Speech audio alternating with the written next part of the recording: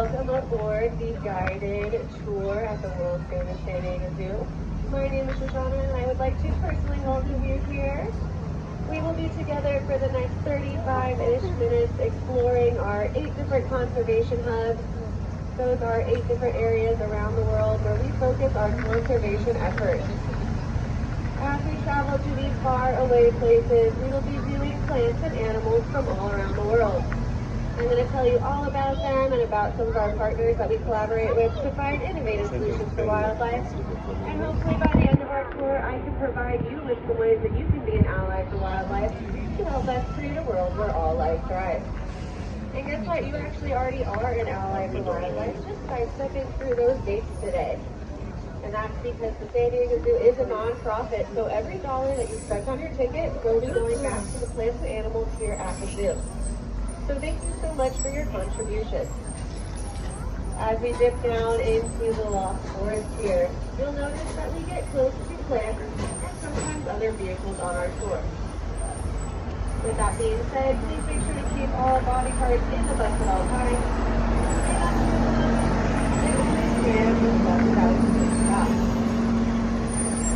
The only exception to the standing rule is there may be moments on our tour where we're stopped at a habitat and I might pull the bus forward slowly so those of you in the back can get a closer look. And it's okay to remain standing at that time, but please make sure to keep feet planted firmly on the floor. Please don't stand on any of the seats, and make sure to hang on to a railing in front of you or beside you so we can have a fun and safe tour today. The Lost Forest represents our Asian rainforest conservation hub. So looking around, the plants that surround us are plants that would be found in the Asian rainforest, as well as the animals that live here. In just a moment, we're going to be pulling up to our first animal habitat on our right side, and this animal is a master of camouflage, so he may be difficult to find in the habitat. So all together, let's look up and down and all around for our Malayan tiger. Very good, very good. There he is. If you haven't spotted our tiger yet, he's right in the center of the habitat just to the left of the tree. We have 3 Malayan tigers that live here at the San Diego Zoo. They are all brothers. Their mother was brought to us from Indonesia years ago, where she was getting very close to a village in the area, and it was becoming dangerous for her and the people living in the village. So we partnered with an organization called Sintas to set up cameras to track her movements and behaviors and determine if there was a safer place for her to be moved. After countless efforts of trying to move her in Indonesia, it was determined she would be safer here at the San Diego Zoo, where she had given birth to 3 cubs. And the one that you see there is one of those cubs all grown up. The reason she was getting so close to the village is because of something called habitat loss, which is caused by deforestation. This is a problem that many animals face in their natural habitat, not just the tigers, but there's something very simple that I do at home to help combat that problem. It's called shade-grown coffee, and it's exactly what it sounds like, coffee grown in the shade, so there's no need to touch on the places where these animals call their home. As we take off here, I have a very important question for you. Can anyone tell me why a tiger has stripes? Camouflage. Because he doesn't want to be spotted. In this next habitat, we have 2 river hippos, a mother and a daughter. And then just beyond the hippo habitat, you'll find an animal called the okapi. If you get a good look at the okapi's backside, you'll notice stripes on the backs of their legs. These are called follow-me marks. And the best way that I can describe what those are to you is when you see a group of school children at a place like the San Diego Zoo, all wearing matching t-shirts so they can find each other in the crowd, that's essentially what the follow-me marks are for animals like the okapi. If you look down below on the left side of this habitat right here through the glass, I do see our river hippos huddled up. They're a little tough to see, but don't worry, once we reach the bottom of the hill here, I'll point out where you can find hippo trail to come back later and get a closer look at our hippos. While we have so many beautiful plants growing all around us, a lot of the plants that we grow are grown for a reason. On either side of us, we have bamboo growing, and we grow that to feed animals like the red pandas, giant pandas, and our golden pockets. We also grow a variety of fruits and veggies for the primates that live here. And speaking of primates, we have two different types of monkeys in this habitat, the Allen swamp monkeys and guanets. We have one of the monkeys up to the very far right side, and these monkeys are fishing monkeys, so if you'd like to stand at this time, you might see some of them down below near the water. These monkeys were rescued from the bushmeat trade, now safely living here with us. If you look just beyond their habitat, you'll see the bridge for people to walk across to enjoy the animals. Just on the other side of the bridge, we have some more primates, as well as the red river bog and some otters. On our tour, I'm going to show you the animals and plants along the bus route, but I also want to point out areas we don't have access to on the bus, so you know where to come back later to see the animals that we missed. If you take the path on the very far right side, that'll bring you to Hippo Trail and Tiger Trail, and that's also where you'll find the giant panda habitat. If you haven't gotten a reservation, don't worry, there's a standby line so that you can see the giant pandas today. If you go up the ramp on our right side, that'll bring you to where we have our Asian cat, the armor leopard, and snow leopard. When you entered the zoo today, you were greeted by a beautiful pink animal at the front. What animal is that? Flamingos. Flamingos, yes. And we have some more flamingos down here on our left side. But these flamingos look a little bit different. What is different about these flamingos than the ones at the front? They're white, and they haven't. I heard someone say their color. Yes, these flamingos are a lighter pink. And that's because they're two different types of flamingos. At the front we have the American flamingos, and these are the greater African flamingos. Flamingos actually get that pink coloration because it's something they like to eat. Does anyone know what that is? Shrimp. Shrimp, yes, they eat shrimp and they get that beautiful coloration. So the reason why the flamingos are two different shades of pink is because the American flamingos at the front enjoy more shrimp in their diet, while these guys enjoy more veggies.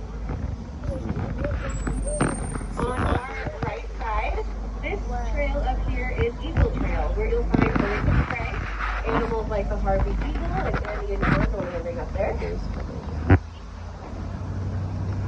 We're about to go up the hill on our right side, but before we do, if you look over to the left, that's where we have our animal hospital. That's where one of our orangutans underwent open-heart surgery years ago. She is still here with us in the orangutan habitat. I'll point out where you can find her later. If you visit her, you'll probably see her hanging out with a little baby boy orangutan who's almost 3 years old. They love to play together.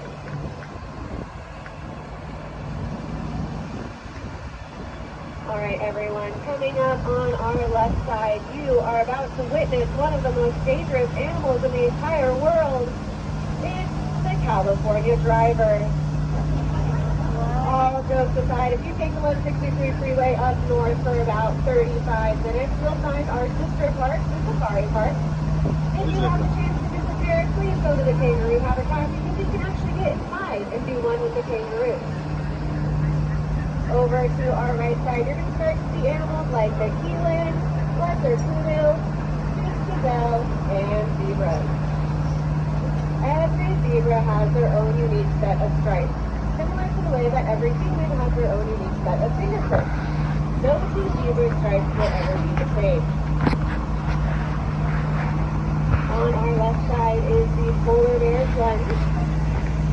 If you come back here later, it is a little bit of a cooler day today, so you might have a better opportunity to see our polar bears. In the building here that you see in the polar bear habitat is essentially a giant freezer for our polar bears. So when they're getting too hot, they can go in there to cool off. Back over to our right side, this animal is the bontebok. There was a farmer who noticed that the bontebok was being hunted rapidly and their population was dwindling. So he, on his own, started a bontebok sanctuary to help raise the population. And I find this really inspiring how one person can make a difference. This next animal is the garanet, which translates to giraffe neck. And I'm trained to see why it's called that. It's got a long neck, just like a giraffe, so it can reach its favorite plant, the leaves of the trees. And this animal actually doesn't need to drink water because it gets its water source from the leaves that it eats. That thing in the sky is the sky-fari. A great way to get from one position to the other while getting a bird's eye view with our habitat below. The sky-fari is included in your ticket, And if you hop on the safari on this side of the zoo, it'll drop you off right next to exploring camp, reptiles, and the exit. On our right side is the 4D Theater, where you can watch Voyage to the Moon for a small extra fee. A great way to cool down and rest those legs after walking around our zoo. This next animal on the right side is called a diaper. His name is Nugget, and he is very, very cute. He's become very popular on our social media, so if you go over to our Instagram, you'll see quite a few videos of him. If you find yourself in this area and you're trying to get back to the front of the zoo, but you don't feel like flying in the sky on the Skyfari, on our right side here is Basher Bridge, which we're getting back to the front in less than 10 minutes. We're now entering Elephant Odyssey, and in this building on our right side, you will find fossils of animals that were released roaming through Southern California years and years ago. Animals like the woolly mammoth and saber-tooth tiger. Now, looking on our left side, this animal is called the rock hyrax. Do you have any guesses of what animal they might be closely related to? I've heard gerbil, I've heard marmot, but the answer will probably surprise you. If you look at their skull structure, they actually have tusks and are closely related to elephants. Sometimes you can even see their little tusks hanging out from behind their lips, making them look like little vampires. Now on our right side, we are entering our Savannah Conservation Hub, and you are witnessing the king and queen of the savannah, the African lion. On the very far right side, that's Ernest, and up above on the very far left side, we have his sister, Miss Ellen. Male lions are natural-born hunters, but once they find their prize, the female lioness takes over the hunting role, as well as caring for the cubs. But this is because the male lion has a new important job, and he must protect the prize. While his mane does make him look very handsome, it also serves a purpose. Animals like the lions, when they attack, they go for the neck. So a lion with a bigger, bushier mane is going to be more protected than one without.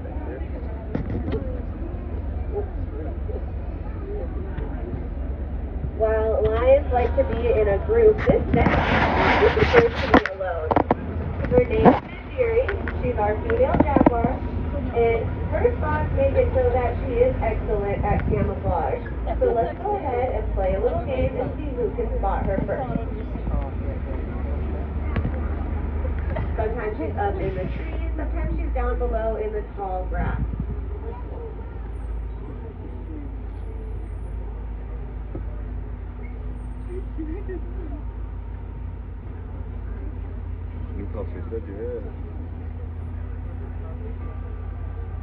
I'm usually pretty good at spotting her, but it looks like her spots have outsmarted us this time because I can't see her anywhere. In our next habitat, we have two different types of animals. We have a little family of capybaras.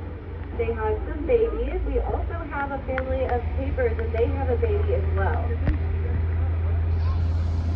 The capybara is the world's largest rodent, and one of my favorite animals because I'm sure you've seen them. They're all over the internet right now. They just seem like they get along with all sorts of other animals, and I think that's really sweet. Now we are in Elephant Odyssey, so we want to start looking for elephants in the distance. And this lovely lady is Shaba. She is our female elephant.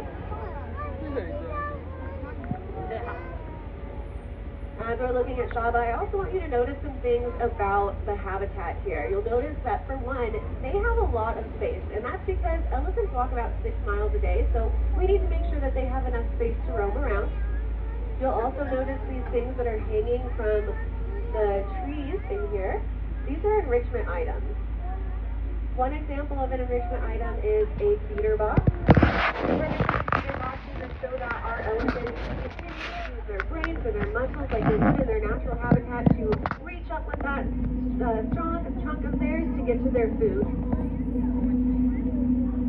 We work with an organization called Roteti, which is an elephant sanctuary in Kenya, Africa, and they're doing some really important work for elephants. Some of you may know that elephants are often hunted for their tusks for the ivory trade. And while that's unfortunate, what makes it even more unfortunate is that often leaves baby elephants orphaned. So what Teddy is doing is taking in those babies, rehabilitating them, and returning them to their natural habitat when they're ready. But Teddy didn't know what they were going to do about feeding the babies without their mother's milk. So they reached out to us. We have a mother elephant at the safari park. We tested her milk against the milk of other animals and found that goat's milk is very similar, so the babies are able to have that. Now, it's not an easy task to bring an elephant all the way to the animal hospital. So this building we're about to pass here, this is the Elephant Care Center. So our care specialists come to that. Our elephants can come and go as they please in here, and we do all sorts of things. I'm going to see if we have any elephants in the care center. If we do, we'll be going on site to respect any training exercises that might be going on, but if not, I'll explain some things that happen.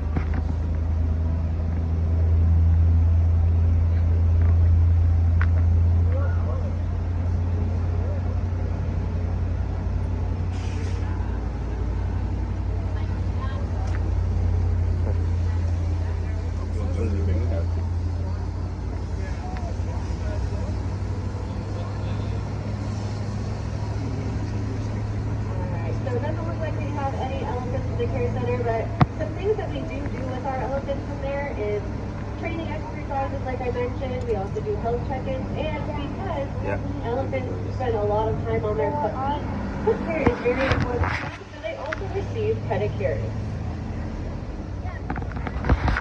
We have 3 more elephants that we're hoping to see as we drive through the habitat here.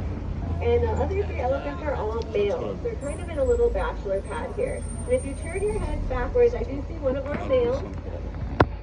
But I'm seeing the other one, at least one up ahead, and with a little bit of a better view. So let's continue on to see them. Oh, we've got our other 2. We've seen all 4 elephants today. So as we're checking out our 2 boys here, if it's okay with you, I'd like to tell you a personal story. About 6 years ago, I was teaching English in Thailand, and while I was there, I was able to visit an elephant sanctuary called the Elephant Nature Park. And they're doing some really important work for elephants as well. In Thailand, elephants are often used for tourism purposes.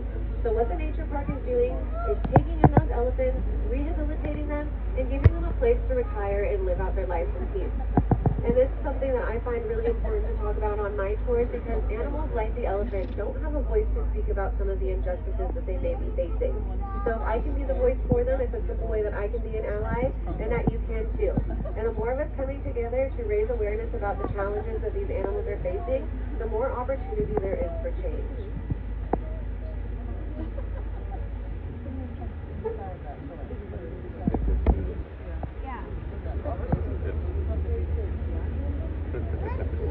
Give me more. Give me more.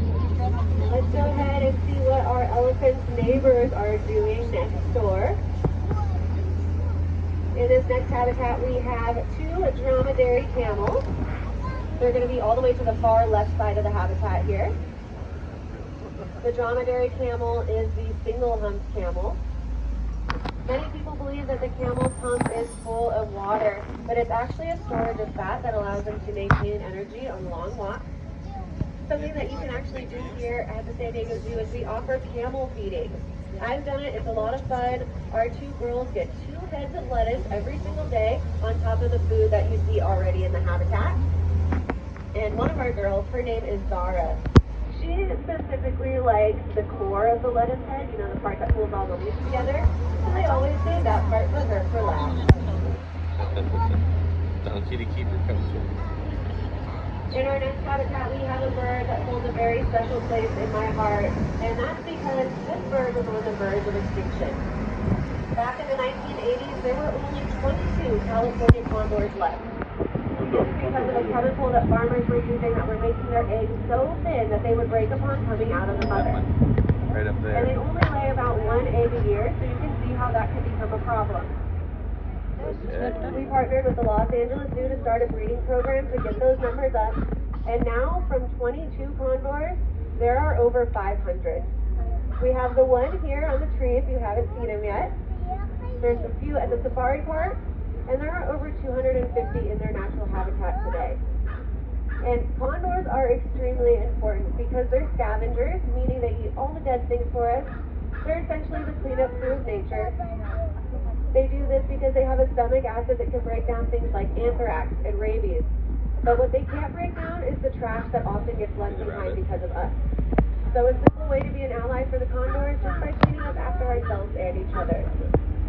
And these birds are huge. If you see one take flight, that wingspan is about 9 feet.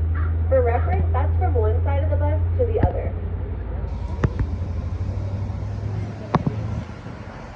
Now, if you find yourself feeling a little bit lost, don't feel too bad about it. Our zoo is about 100 acres with lots of hills and valleys, but that's why we have these map locators, like the numbered sign on our right side. You can look at the map and figure out exactly where you are in the zoo. I also recommend downloading the San Diego Zoo app, because through the app you can actually type in exactly what animal you want to see, or even what food you'd like to eat, and it'll give you step-by-step directions on how to get there. In this habitat, we have a little mob of meerkats. In every mob of meerkats, there's one that has a very important job. He's known as the scout, and what he does is stand above ground and look out to see if there's anything dangerous coming. If there is, they make a little chirping sound that warns the others it's time to head back underground. And what's really special right now about our meerkats here is they actually have some babies. The babies are very, very little, and they still are hiding underground, but you might get the opportunity to see them if they decide to pop out. I've tried a couple times, and I finally got to see them the other day. They are very sweet, so come back later and see if you can find them. In this habitat, we have 2 trumpeter hornbills, a male and a female. They're actually a couple. And let me tell you something about this bird. He deserves Husband of the Year award. When the mother lays her eggs, she doesn't leave the nest for anything. Doesn't move a muscle. Doesn't lift a feather. He does everything for her. I wish my boys would look like that. We've got a couple more rock hyrax here on the rock. Animals like the rock hyrax use these rock formations, which are called rock copies, to hide from bigger predators. While the San Diego Zoo is working really hard to protect animals, we're also working really hard to protect plants. If you look on our right side, this is the Ethiopian highlands.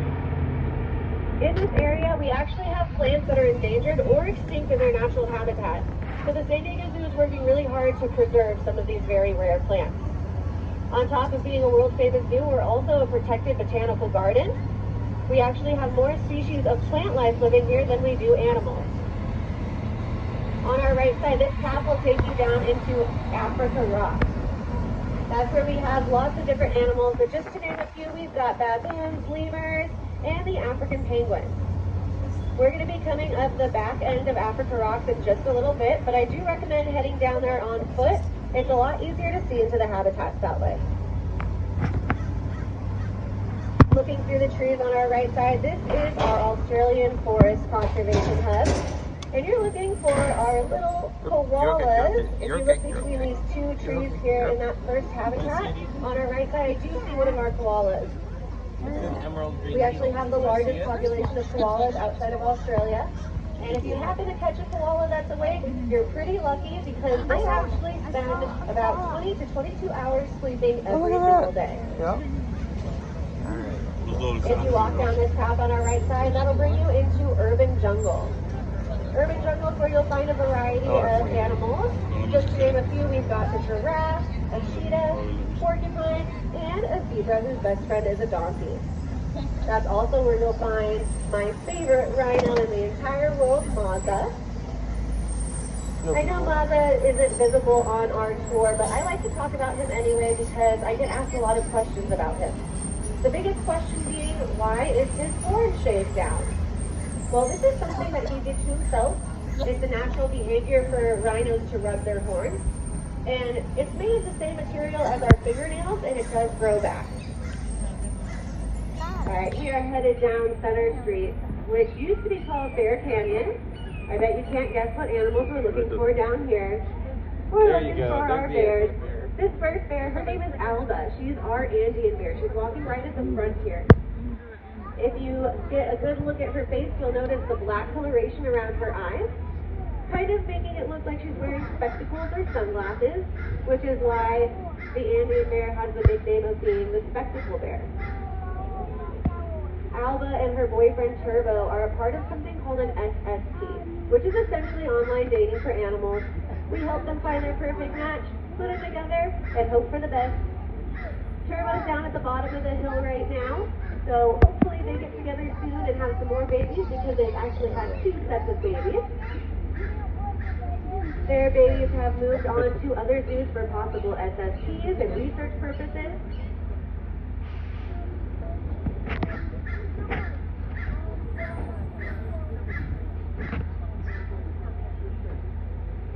Alright, let's keep on going and see what other bears we can see down Center Street.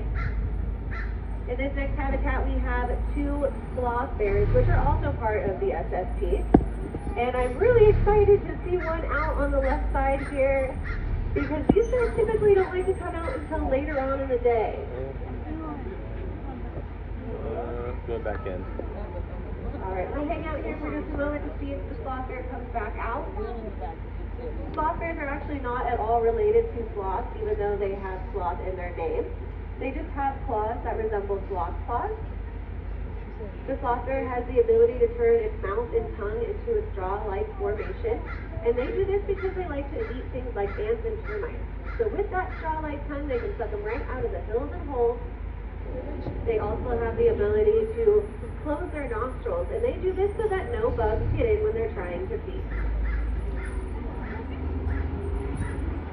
We'll keep on cruising down Center Street and see what other bears we have out today.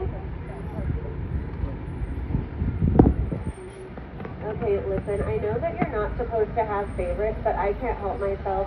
Our grizzly bears are my favorite animals here at the San Diego Zoo. It looks like they're snoozing back in the cave here.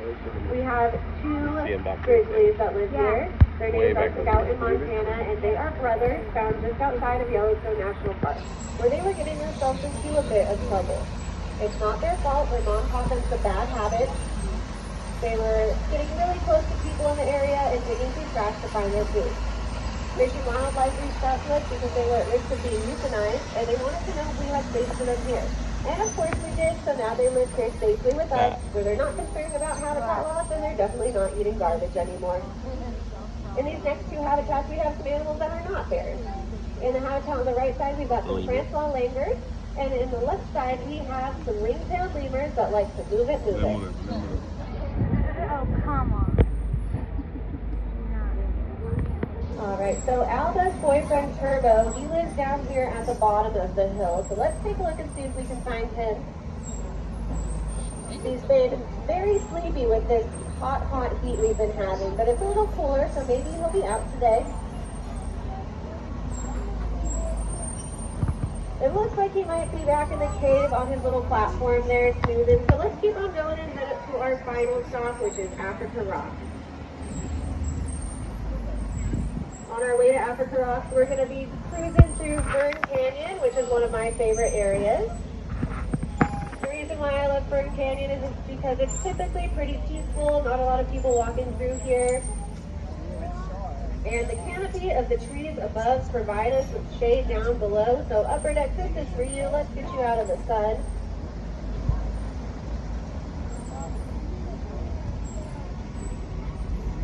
Alright, on our way to Africa Rocks, I am going to make a quick stop here at this habitat that's on our right side. And I'm hoping that we get lucky. Because in this habitat, we have some more of those Francois langurs. And what's really special about this habitat is they have a couple of babies right now. Okay, I do see them in the back. These 2 habitats are connected, so it's not a very good view, but definitely want to come back down here later because the babies are super cute. One of the babies still has this orange coloration. When they're first born, they come out orange. This is because their predators see orange and green as the same color, so they blend in with the leaves of the trees. The babies are super, super cute, and my favorite thing about that animal is it's not just the parents that take care of the babies, it's all the ladies in the group. They all want a part in helping to raise the baby, and sometimes you can even see them fighting over who gets to hang out with the baby next. Okay. As you continue down this hill, you'll find more primates as well as the sun bear. And before we head up to Africa Rocks, I want to give you just a little bit of direction here. This path down below on our left side is the Asian heritage, where you'll find the giant panda habitat and you'll find those Asian cats. Up above, that's the bridge I was telling you about. To the right side of the bridge, that's where we were when we were near the sky quarry and the African lion. And then take the bridge over to the left, back at the front, and like I said, less than 10 minutes. You also get to pass the gorillas and orangutans along the way. The left side of that bridge also has an elevator, so you can use that bridge to get from the giant pandas up to gorillas and over to lions very easily and very quickly. See him? Alright, as we head up through Africa Rocks here, everything that you're going to want to see is going to be on our left side. The first animal that we're going to be looking for might surprise you that it's found in Africa, but this animal is actually found in a lot of different environments, not just the snowy ones that we typically think of. We're going to be looking off into the distance for the African penguin.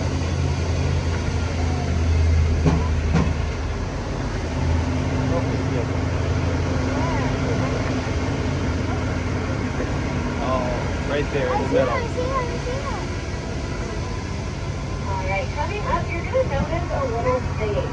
We have lots of different presentations that happen all around the zoo, but there's a couple that I want you to remember because you don't want to miss them. At noon, in about an hour, at this stage, there's an animal encounter opportunity. And what that means is our care specialists are going to come out with an animal that you can meet up close and personal. And sometimes they select someone from the audience to interact with that animal. I've been chosen to hang out with a lesser anteater. I got to feed it mealworms, and I even got to pet it. There's another opportunity at 1 o'clock to explore St. Stephen's Christmas Fund. You've got the little turbot monkey on the rock here. They are so cute. And in these habitats that we have, you'll find lemurs. We've got some leopards up here at the top of the hill. So remember, like I said, Africa Rocks is a city that's better to see the habitats when you're on foot. So definitely come down here later because there's lots of really cool animals, and this area, if you're into plants, has a lot of really beautiful and unique plants. Alright, back over to our right side, this is where you'll find our male koalas. Male koalas, once they reach a certain age, they start to become territorial. They get their own habitat, while the females don't mind sharing. Koalas are marsupials, meaning they have a pouch where their babies begin to grow. A baby koala, or a joey at birth, is only about the size of a jelly bean. Super, super tiny.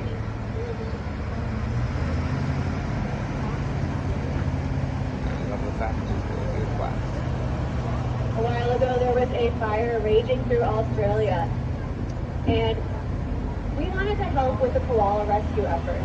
So we fundraised about $1 million to send over, and how they ended up rescuing the koalas was really cool and really impressive in my opinion. So what they did was train dogs that they referred to as koala dogs to sniff out the koala scat from below so they could locate the koalas up in the trees above to rescue them. And I find this beautiful how humans and animals can come together to change the world. If you're getting hungry like I am, Sydney's Grill on our right side is a great option for food, especially if you're into barbecue. Now, unfortunately, our tour is coming to an end here, and I just want to thank you all again for being here, because like I said, the San Diego Zoo is a non-profit, so every dollar that you spent on your ticket, the food you might eat today, the souvenirs you might take home, will be going back to the plants and animals here at the zoo, so thank you for your contribution. There are further ways to donate online if you wish to do so, but I just hope you enjoyed our tour as much as I did. We got to see a lot of cool stuff. I hope I was able to teach you about our animals, plants, and partners that we collaborate with to find innovative solutions for wildlife. And now hopefully you have some ways that you can be an ally for wildlife to help us create a world where all life thrives. As we pull up to the unloading dock, you'll have the choice to go to the left or the right. Going to the left will bring you to Urban Jungle, or you can head down to Africa Rocks and get ready for that animal encounter. If you go to the right, that'll bring you to Front Street. From Front Street, you'll find a restroom, parking, as well as Explorers Base Camp, where we have insects like leaf bugs and stick bugs that are difficult to find in their habitat. It's kind of like playing a game of Where's Waldo. And before you leave today, please head over to our reptile walk and say hello to the oldest member of the San Diego Zoo, a 139-year-old Galapagos tortoise named Grandma. If you have any questions, please don't hesitate to ask. My name is Shoshana, and I hope you have a wonderful rest of your day. Thank you.